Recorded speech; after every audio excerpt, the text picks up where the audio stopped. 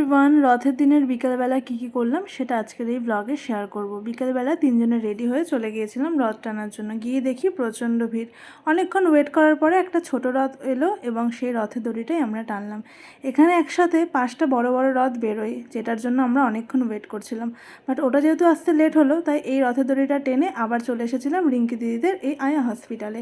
এখানে সবাই মিলে কিছুক্ষণ বসে থাকার পরে এখান থেকে আবার বেরিয়ে পড়ি। এখন যাচ্ছি একটু রথের মেলাতে। এখান থেকে বেরোনোর সময় আরও একটা রথ দেখতে পেয়েছিলাম। যাই হোক, এখন চলে এসেছি রথের মেলাতে। তবে সেখানে মাত্র 5 থেকে 10 মিনিট ছিলাম। তারপরে এখন টোটোতে করে আবার ফিরে যাচ্ছি বাড়িতে।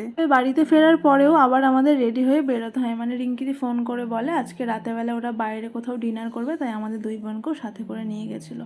এখানে যাওয়ার পরে কিছুক্ষণ ওয়েট করে সবার খাবার চলে আসে। ওরা সবাই তন্দুরি রুটি, চিকেন এই সমস্ত কিছু খেয়েছিল। বাট আমি যেহেতু এগুলো কিছুই খাবো না, তাই আমি প্লেন একটা ভেজ থালি খেয়েছিলাম।